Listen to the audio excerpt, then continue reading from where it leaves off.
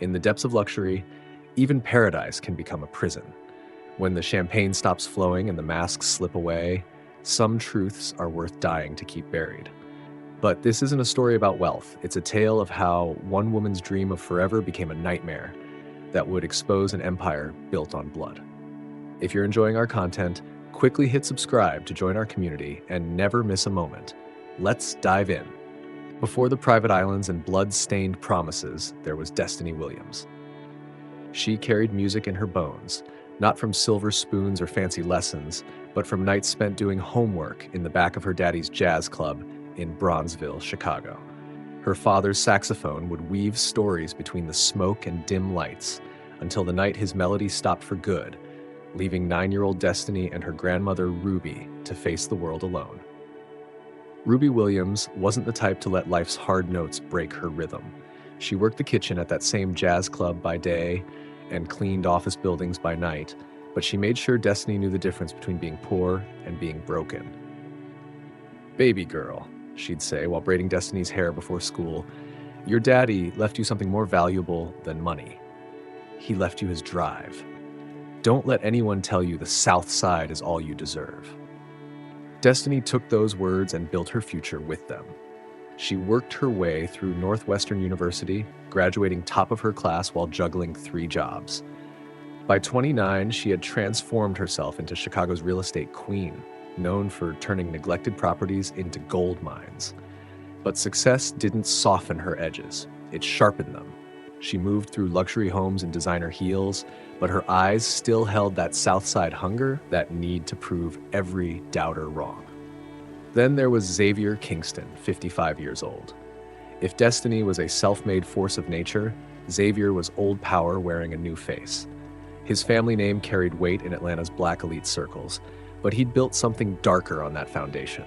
To the world, he was the brilliant mind behind Kingston International, dealing in everything from African mining rights to Caribbean resort development. His smile opened doors from Miami to Lagos, and his charity galas made headlines. But beneath that polished surface lurked a man who knew how to make problems disappear. A man who learned early that fear was more valuable than respect. In elementary school, while his classmates were learning multiplication, young Xavier was watching his father negotiate with corrupt officials in smoke-filled rooms. By high school, he'd mastered the art of the charming lie. In college, while other business majors studied market trends, Xavier studied power, how to grab it, how to keep it, how to destroy anyone who threatened it. Xavier moved like a king who never needed to remind people of his crown. His voice carried the smooth warmth of aged bourbon, but his eyes, if you looked close enough, held the cold calculation of a chess master who saw people as pieces to be played. He built schools in Ghana with the same hands that signed orders for shipments that would destroy communities. He quoted James Baldwin in interviews while running an empire that Baldwin would have raged against. They were fire and ice, light and shadow. Destiny's determination to rise by her own merit versus Xavier's willingness to step on any throat that stood between him and more power. She chased success to prove her worth. He accumulated power because anything less than total control felt like drowning. Their worlds should never have collided. But fate has a way of setting up the perfect trap, and sometimes the most dangerous predators know exactly how to make themselves look like salvation. Their paths crossed at the Chicago Black Excellence Awards, where old money mingled with new ambition under crystal chandeliers. At 29, Destiny was the youngest recipient of the Business Innovation Award for her work revitalizing Southside neighborhoods. Xavier Kingston wasn't on the guest list. He made a point of arriving precisely when his presence would command the most attention. He watched her from across the room as she accepted her award.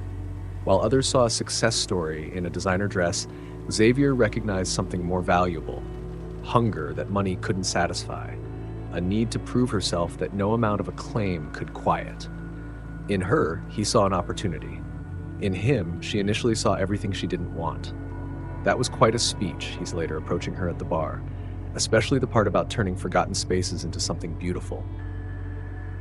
His smile held secrets, but his eyes held promises. Destiny noticed the silver at his temples, the lines of experience around his eyes, reminders of their 26-year age gap that made her instinctively step back. "Thank you, Mr. Kingston," she replied, professional but distant. The last thing she wanted was to become another young trophy on some successful man's arm. She'd worked too hard to be reduced to that.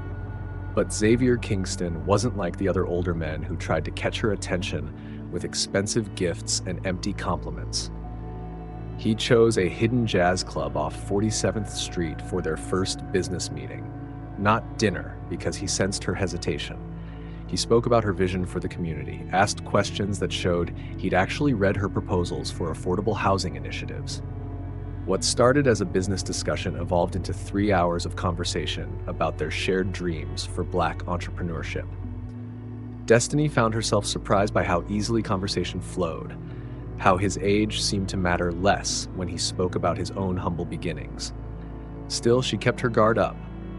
Until the morning, he showed up at her office with breakfast from her grandmother, Ruby's favorite Southside diner.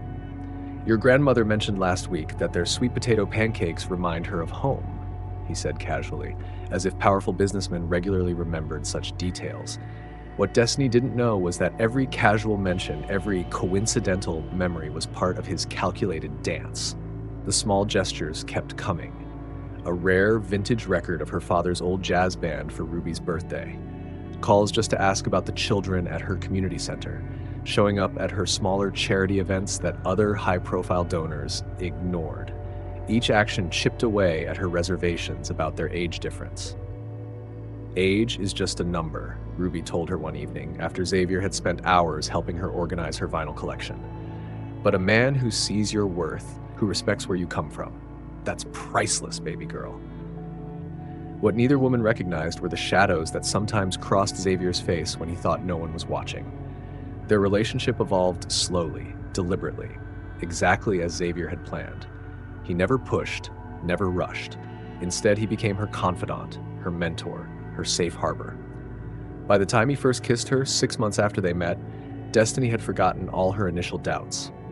His silver temples now seemed distinguished rather than concerning. His decades of experience felt like protection rather than a barrier. The proposal came during a surprise visit to a private villa in Zanzibar. He'd remembered her childhood dream of visiting Africa, casually mentioned during one of their late-night conversations. The local musicians played her father's favorite jazz standards as the sun set over the Indian Ocean. When he dropped to one knee, the ring caught the last rays of sun like a prophecy. What Destiny saw was a man who had proved himself different from everyone else, someone who cared about her dreams, her family, her community. What she didn't see was how perfectly she'd played into his hands. Their wedding at the historic Hampton House in Miami was a masterpiece of orchestration. Every guest had been carefully vetted. Many were on Xavier's payroll. All knew better than to speak about his real business dealings. Ruby watched her granddaughter float down the aisle in a custom gown, her heart swelling with pride, but her gut twisting with something she couldn't name. As Destiny and Xavier exchanged vows beneath an arch of white orchids, 2 truths hung in the air. One was a woman's belief that love could bridge any gap, that actions spoke louder than numbers. The other was a man's satisfaction at executing his most convincing performance yet. The honeymoon would be aboard the Black Pearl, cruising through the Caribbean. Everything was in place, everything was perfect, but perfection, like the masks we wear, can only last so long before it cracks. The Black Pearl sliced through Caribbean waters like a blade of obsidian, its sleek form a testament to power and precision. 3 days into their honeymoon, Destiny was still trying to convince herself that the knot in her stomach was just seasickness, not the growing weight of unease that came with each passing hour. It wasn't any one thing that felt wrong. It was the accumulation of small moments that didn't quite fit the perfect picture. The way the crew moved with military precision, their eyes always downcast when Xavier passed. The hushed conversations that stopped the moment she entered a room. The mysterious business calls that pulled Xavier away at odd hours, even though he'd promised this time was just for them.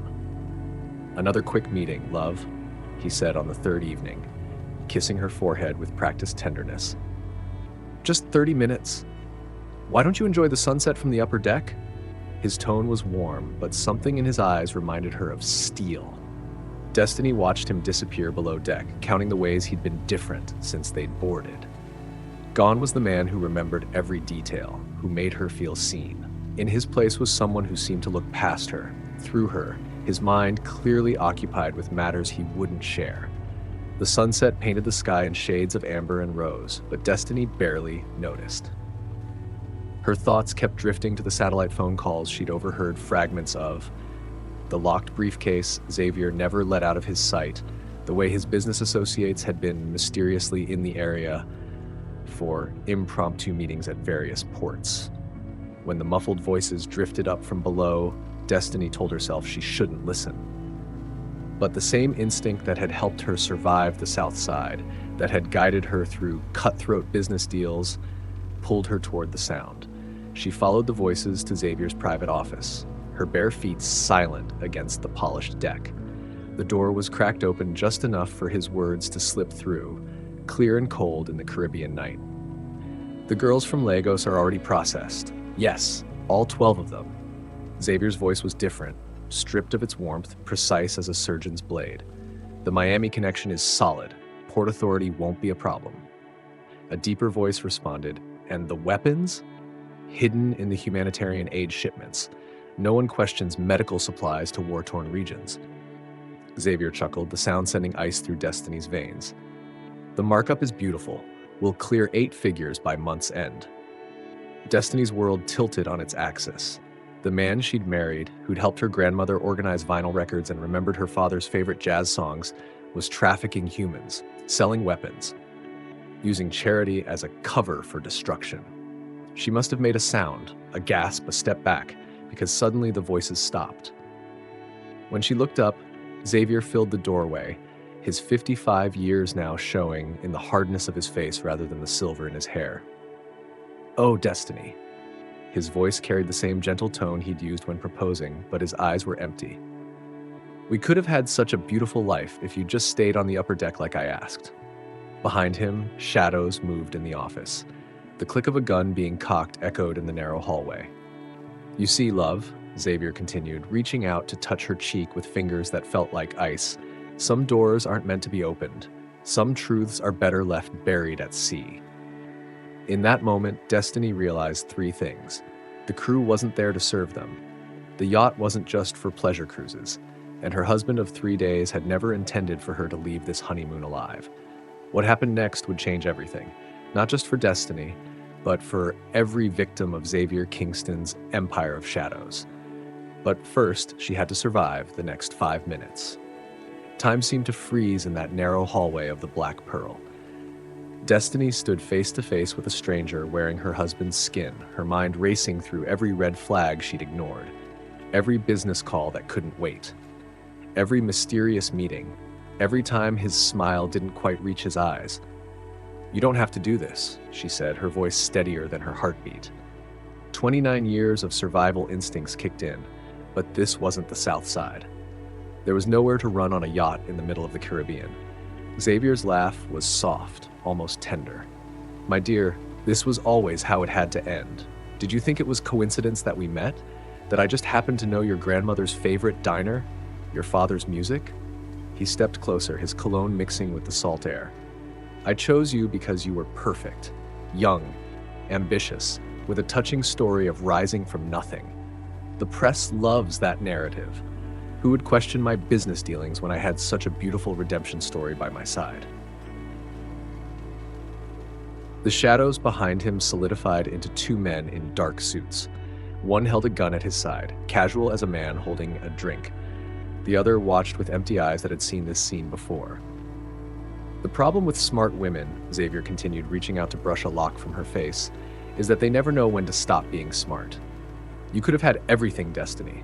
Money, power, a lifetime of luxury. All you had to do was look the other way." Destiny jerked back from his touch. "While you traffic innocent girls, sell weapons to war zones, how many lives have you destroyed with your business dealings, Xavier?" His face hardened, age lines deepening around eyes that had long ago lost their humanity. "Enough talking. Marcus, take care of this. Make it clean." What happened next was a blur of motion and instinct. Destiny didn't think. She moved. Her elbow connected with Xavier's solar plexus, years of kickboxing classes transforming fear into action. She bolted for the deck, bare feet pounding against polished wood, the night air heavy with possibilities of death. Behind her, Xavier's voice carried over the sound of pursuing footsteps. "Don't shoot. Too much noise. We do this quietly." The deck of the Black Pearl had never seemed so vast and empty. Destiny ran, but each step brought her closer to the realization that there was nowhere to go. The lights of other boats twinkled in the distance, too far to offer help. The dark water below promised only a different kind of death. Rough hands seized her arms. She fought, but these men had done this before. They knew how to handle desperate people. Xavier appeared before her, straightening his cuffs as if preparing for a business meeting. "I did love you, in my way," he said, sounding almost regretful. "You reminded me of myself at your age, so eager to prove yourself, to belong in rooms where people like us weren't meant to be. But love, my dear, is a luxury I can't afford." Destiny felt the grip on her arms tighten. The railing pressed against her back, cold metal through thin silk. In that moment, her grandmother's words echoed in her mind. "Being afraid is natural, baby girl. Being paralyzed by fear is a choice." Without another word, Xavier nodded to his men. They lifted Destiny up and threw her over the railing of the Black Pearl. She plunged 20 feet into the dark Caribbean waters below. The impact knocked the air from her lungs, and her silk nightgown wrapped around her legs, pulling her deeper into the water. Destiny fought against the weight of her clothes, kicking desperately toward what she thought was the surface. But in the pitch-black water, every direction looked the same. Her lungs burned for air. Each stroke of her arms felt weaker than the last. Just as spots began to dance in her vision, just as she thought this would be her end, something solid brushed against her arm. Above deck, Xavier straightened his jacket and turned to his men. "Get us back on course," he ordered, already dismissing his new bride's death as just another business transaction. But Xavier Kingston had made a fatal mistake. He didn't count on two things: Destiny's will to survive and the fact that they weren't as alone on these waters as he thought. Less than a mile from the Black Pearl, local fishermen Jerome and Marcus Bennett were checking their night lines when they heard the splash. Years of experience on these waters had taught them the difference between natural sounds and something else. This splash was followed by what sounded like a struggle. "Over there," Jerome said, pointing his flashlight toward the ripples in the water. The beam caught something pale beneath the surface, a hand reaching upward. The brothers pulled Destiny from the water in seconds. She was barely conscious, her silk nightgown heavy with seawater, her lungs fighting for air. As Marcus wrapped her in blankets, Jerome radioed the Bahamian Coast Guard. "Stay with us," Marcus told her, noting how she kept looking fearfully toward the lights of the yacht in the distance. "You're safe now." The Coast Guard arrived within 30 minutes, but the Black Pearl was already gone, leaving only its wake on the dark waters. Destiny was rushed to Nassau Memorial Hospital, where doctors treated her for hypothermia and saltwater inhalation.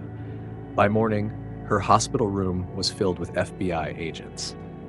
Mrs. Kingston, Agent Rachel Torres said, pulling up a chair beside Destiny's bed, "We've been investigating your husband for the past 5 years, but we've never been able to get close enough. We need to know everything you heard on that yacht." Destiny's voice was hoarse from the saltwater, but her words were clear. For 2 hours, she detailed everything: the conversations about girls from Lagos, the weapons hidden in aid shipments, the bribes at Miami's port. With each revelation, Agent Torres's pen moved faster across her notepad. But it wasn't just Destiny's testimony that would bring down Xavier Kingston.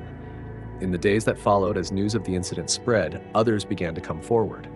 The first was Amara Jackson, the Black Pearl's chef for the past 3 years. She had kept a detailed record of every suspicious meeting, every strange cargo transfer, every conversation she'd overheard while serving Xavier's private dinners. Xavier, meanwhile, had docked the Black Pearl in Miami, telling anyone who asked that his new bride had fallen ill and flown home early. He'd already set his PR team to work crafting a story about their tragic separation. But when he walked into his Miami office 3 days later, he found FBI agents waiting instead of his usual morning coffee. The trial began 6 months later in Miami's federal court.